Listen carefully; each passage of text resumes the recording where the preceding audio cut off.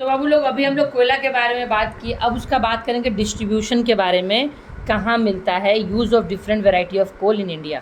तो हम लोग पहला बात किए थे anthracite, it is found in Jammu and Kashmir only. देख लो भाई, एंथ्रासाइट जो कोल है वो सिर्फ जम्मू एंड कश्मीर में मिलता है। India's reserve of anthracite coal are not sufficient. हमारे इंडिया में क्या एंथ्रासाइट कोल बिल्कुल नहीं है, उतना सफिशेंट है ही नहीं कि हम लोग सबके घर पे एंथ्रासाइट कोल मिल सके। It is ideal for domestic use and it is smokeless fuel with high caloric value. इसको जलाओगे ना उतना धुआं नहीं निकलता। तुम देखते हो बाहर में कोयला जलता है तो कितना धुआं निकलता है, तो वो सब नकली कोयला है भाई। वो लोग एंथ्रासाइट कोयला नहीं जलाता है।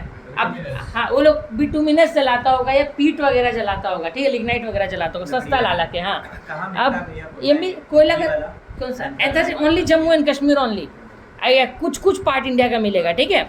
अब बात करेंगे it is use for metallurgical process to iron steel industry में भी कुछ ना कुछ काम के लिए इसका अपना काम आता है, करेक्ट। अब बात करते हैं हम लोग bituminous coal, it is found mainly in Gondwana coalfield. ये गोंदवाना कोलफील्ड में मिलेगा हमारा।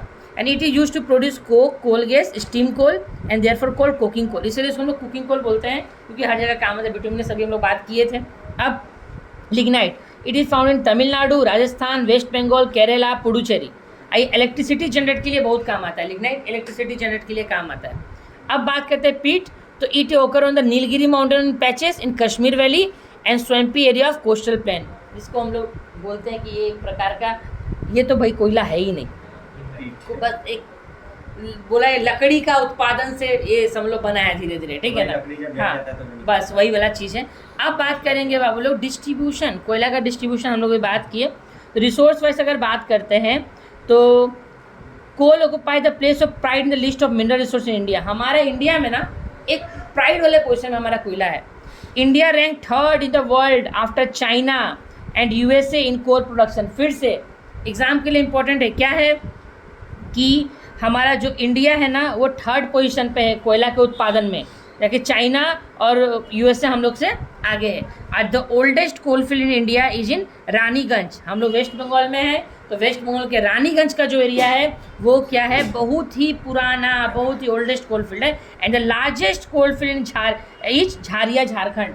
लार्जेस्ट बोलेगा तो झारिया जो झारखंड में है, और ओल्डेस्ट बोलेगा तो क्या लिखेंगे, ओल्डेस्ट रानीगंज, ठीक है। चलो यहाँ तक हो गया। इन इंडिया कोल ओकर इन rock sequence mainly of 2 geological ages, namely Gondwana, little over 200 million years in age, and in tertiary deposit which were found at much later geological epoch about 55 million years ago। भाई कोयला जमाना इतना आसान नहीं है कि sir आज वाले कल कोयला पैदा हो गया, ये कोई बात। तो 55 मिलियन साल, हम लोग को पता है कि 1 मिलियन में कितना साल होता है, 10 लाख। 1 मिलियन में 55 million years ago, 55 million years ago, है ना। अब India does not have extensive deposit of highest grade.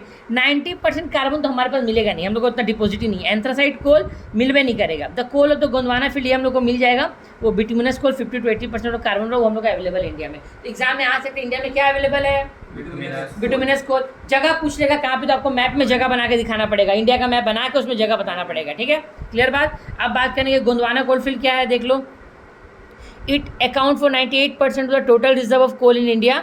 98% जो कोयला है ना वो हमारा गोंदवाना कोल फील्ड में है। Gondwana coal is almost free from moisture and contain sulphur and phosphorus in small variable quantity. It is mined from deep colliery and use in steel plant. ये steel plant में काम आता है भाई, याद रखना। और एक बात, कुछ कुछ जगह का नाम याद रख लो जहाँ पे लोकेटेड है, like Indian heartland, the state of west Bengal, Jharkhand, Orissa, Chhattisgarh, Madhya Pradesh, Maharashtra, UP, ये सब जगह में आपको कहाँ मिल जाएगा, गोंदवाना कोल फील्ड मिल जाएगा, ठीक है।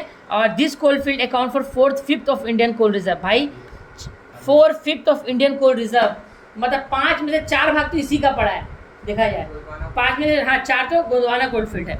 अब बात करते हैं हम लोग tertiary coal field. Tertiary coal field in India as compare to the Gondwana coal has higher moisture content and more sulphur with less calorific value. Sulphur ज़्यादा है, कैलोरिक वैल्यू कम है।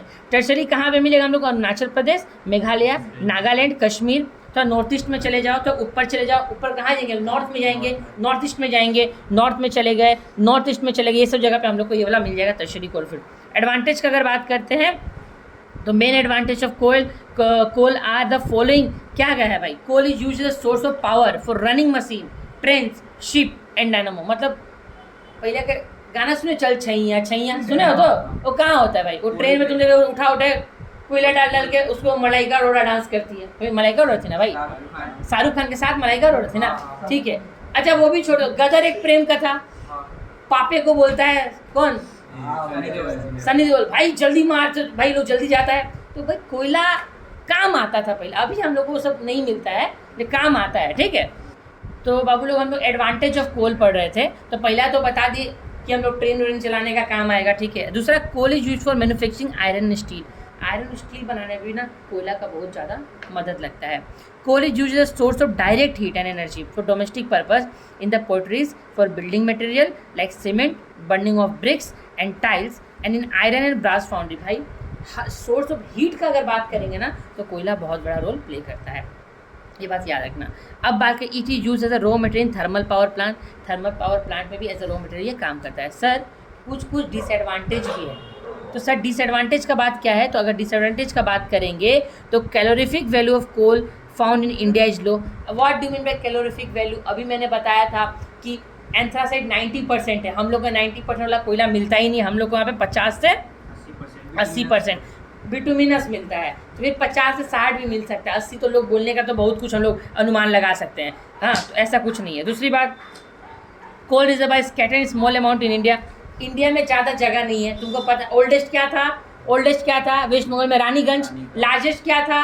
झारखंड में झारिया। याद कर लो भाई लोग, ठीक है। अब बात करते हैं, there are cost of production and transportation of coal is quite high. भाई प्रोडक्शन करने में इतना ईजी काम नहीं है, प्रोडक्शन करने में, ट्रांसपोर्टेशन करने का भाड़ा ज़्यादा लगता है। अब there are limited reserve of coal in India, large scale pollution is cause at the site of mining and place of use.